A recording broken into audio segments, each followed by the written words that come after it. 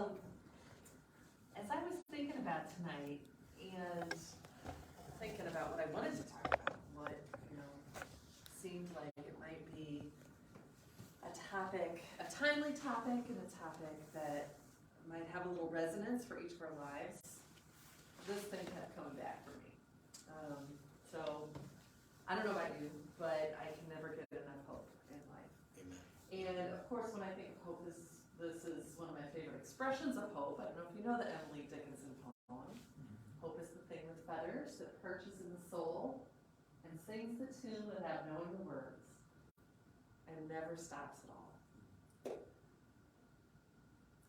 So I kind of, as I was thinking about this and preparing for tonight, I thought, what exactly is hope? I don't know. What is hope? It's a theological virtue. That's what my second grade teacher taught me. Faith, hope, and love. It's one of the theological virtues. We'll get to that in a second. But I think in our world, we often confuse it with optimism. So I spent some time trying to figure out what's the difference between hope and optimism. And that's what I'm going to present to you tonight. First, I think it's about orientation.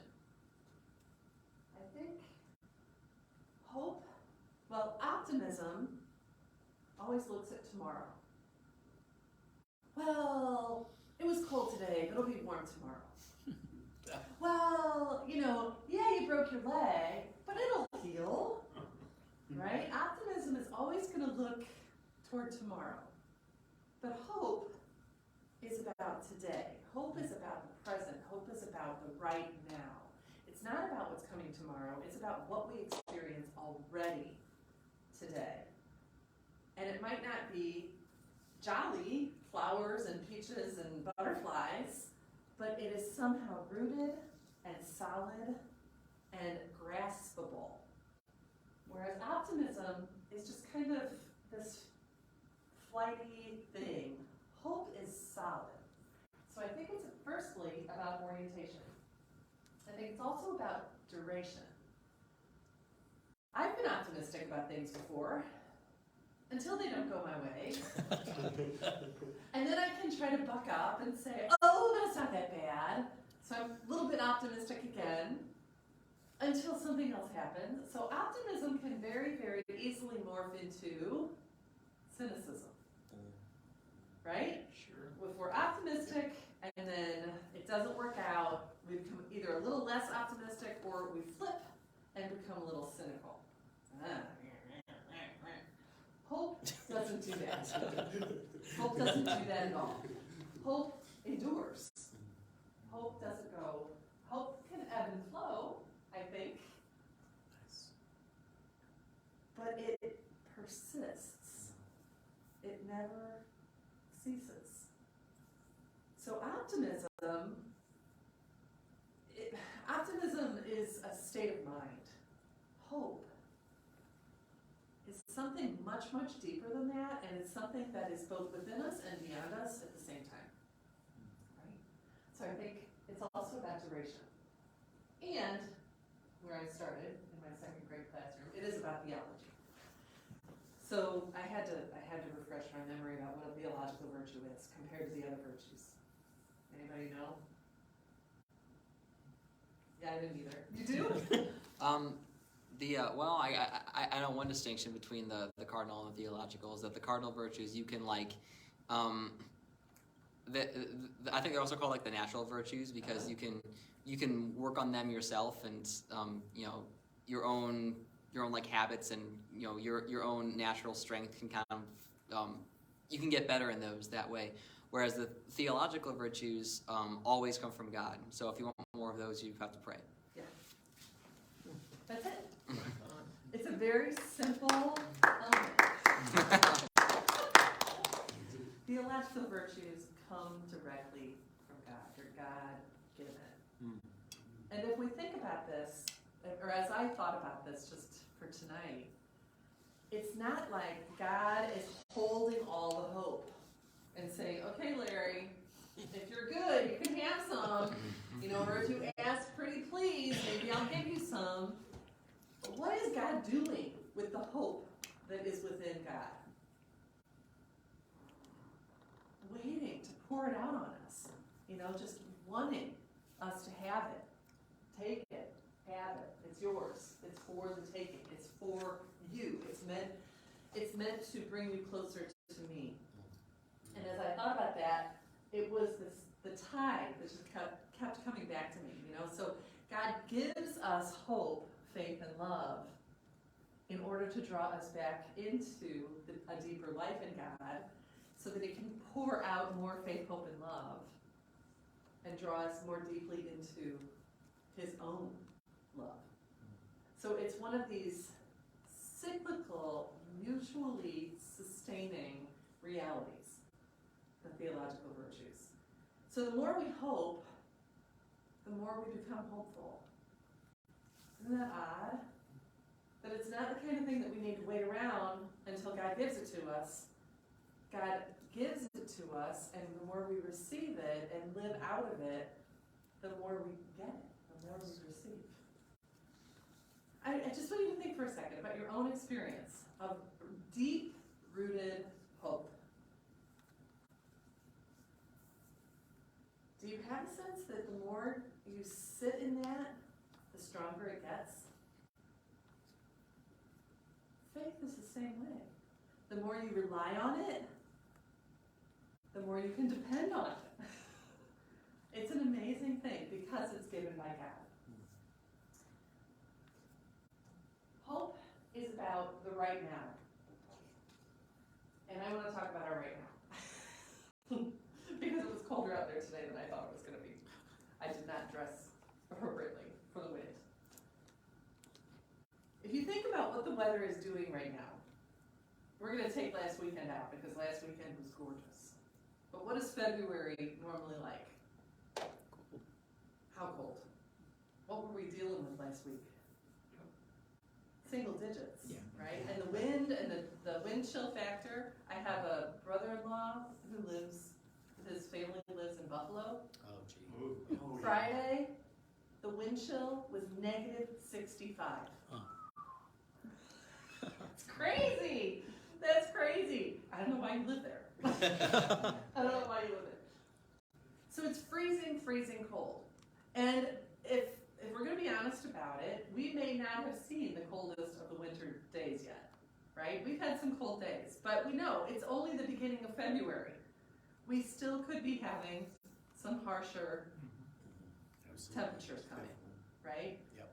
This is just a little bit of a reprieve last weekend, the 50s and the 60s. We know that's not going to last, right? So it is cold. But what else is it? It's getting lighter. Lighter and lighter and lighter and lighter. It was with great delight that I walked to my car at 5:15 tonight and it was still daylight. Mm-hmm. Right. It's getting lighter. And it has been for almost 2 months now, right? So what's interesting about this is that what happens, what's going to start to happen within the next couple weeks? The crocuses are the first ones to come up in this part of the country, right? Those little bitty guys, they will break through the snow, they will break through the ice, and we're going to see it. I think those are daffodils. Those are my favorites. But they're going to break through. How does that happen when it's still so bitterly cold? They're already coming up in my front. Are they? Oh, really? That's I love that. wow. How is that possible when it's still so cold? They're not responding to the warmth. They're responding to the light. If you don't remember anything else, remember that. That's all I really got for you. Is that That's good. that is who we are. We can be in the coldest times of our life and with no promise that it's going to get warmer anytime soon. But what we respond to is the light. We're not meant for darkness. And so as the light emerges in our world, in our hearts, in our spirits, and I think that whole emergence is what hope is. It draws something out of us. It draws new life out of us. And even these little flowers in the midst of the cold and the snow are telling us that story.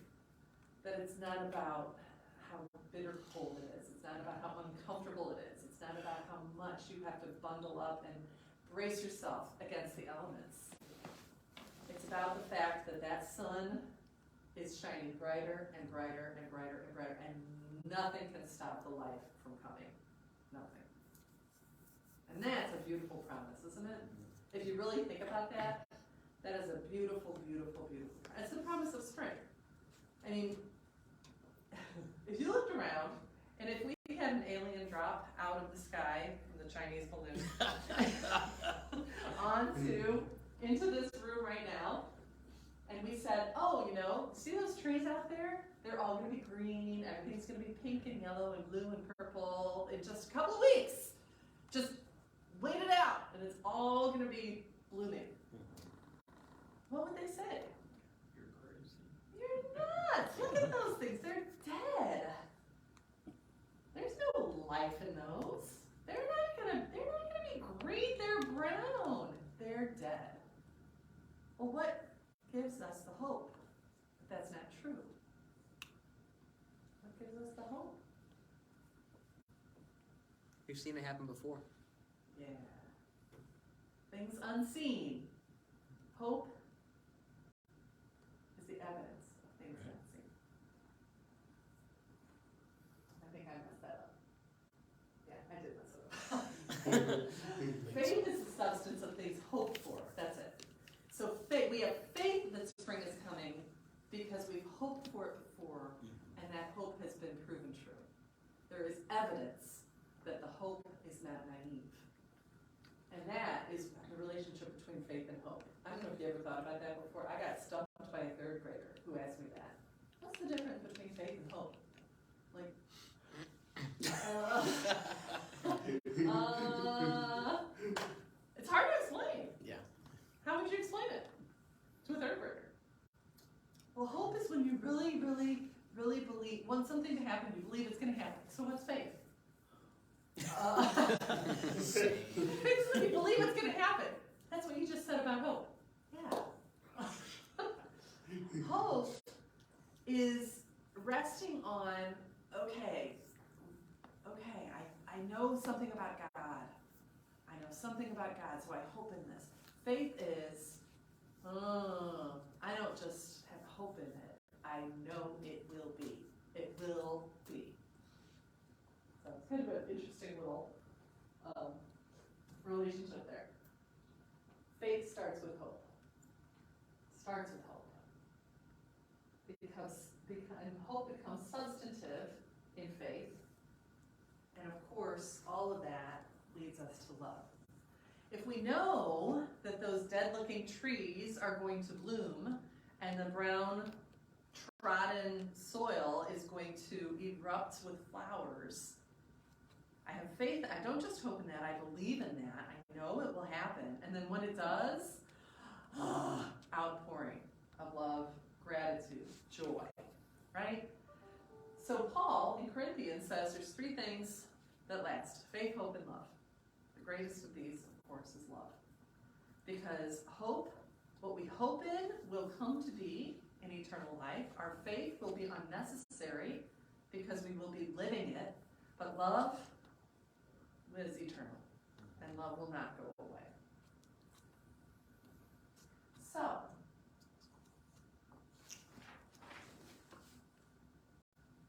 you know what's going to happen. What I find interesting to think about is, so I got to throw a little bit of Jesuit stuff in here, okay, because I work for SLU. Marianists and Jesuits are now in this lovely symbiotic relationship as we sit on their furniture.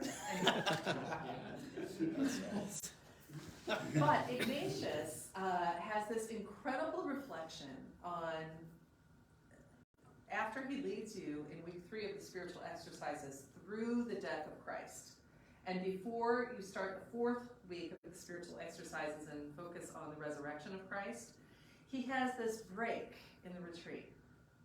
And he says, I want you to think about Holy Saturday. I want you to actually just spend a day living the reality of Holy Saturday. Jesus is dead.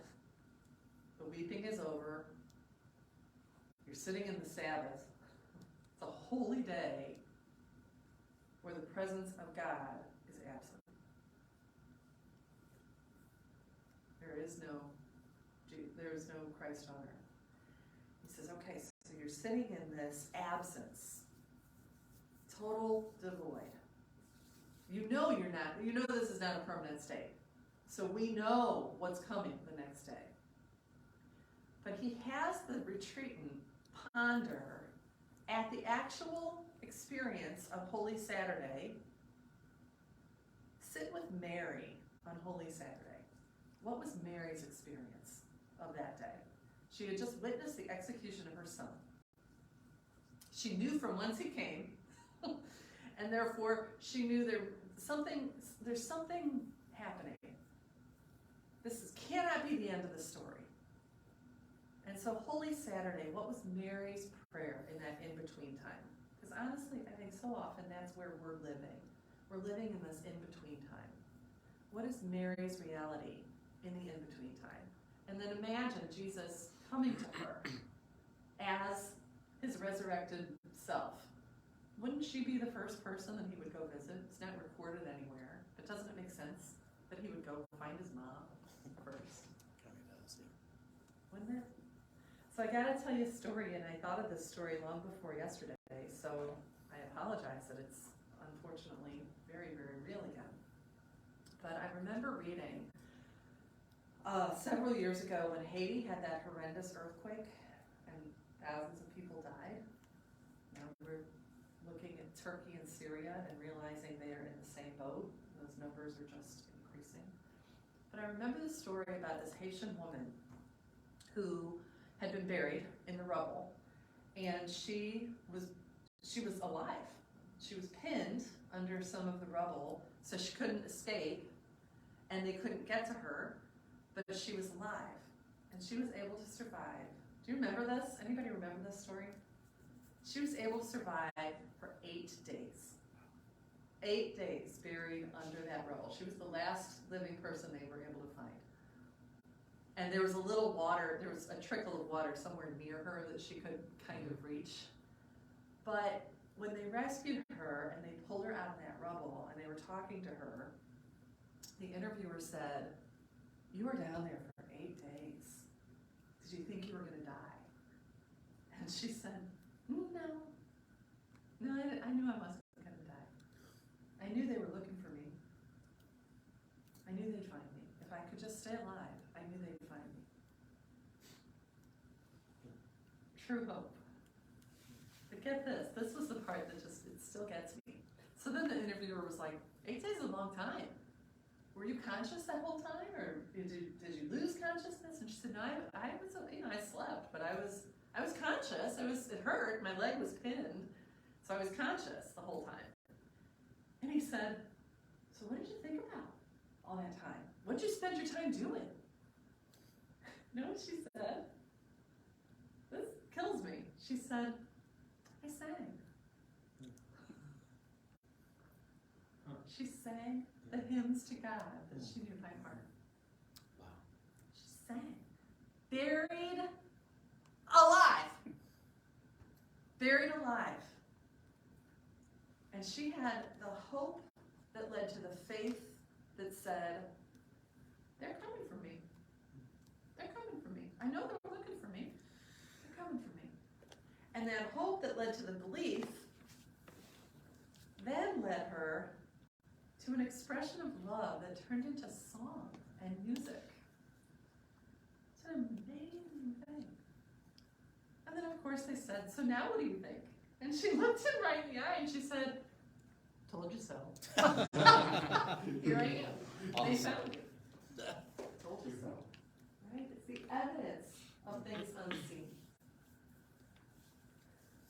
So I don't know. I think our world could use quite a bit more hope these days. Of course, it could use more love and more faith. But I wonder if the theological virtues are in order, and if Paul was correct, which I think he might have been, then maybe it starts with hope. And maybe if it starts with hope, then it's not about finding it or making a decision about it or, getting our head around it. It's simply about receiving the gift that God's already wanting and trying to pour out on us. So maybe the whole secret to world peace and the end of war is hope. Never know.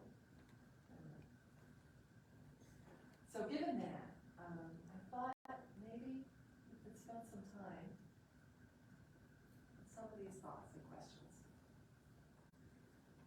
What in you needs to be reminded to respond to the light instead of waiting for the warmth? Who in your life helps you sing when you feel buried alive?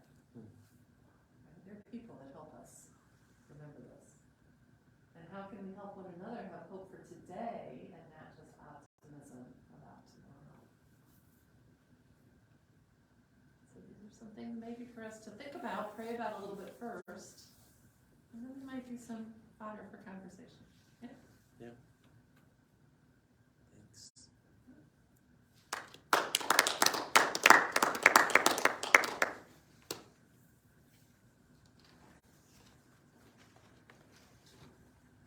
So we here at Inspire are gonna pray about these questions a little bit. We encourage you at home to do the same, and we're gonna sign off because we're gonna have a confidential small group discussion. It's confidential and we don't wanna record it like we did last week, Oh. last month.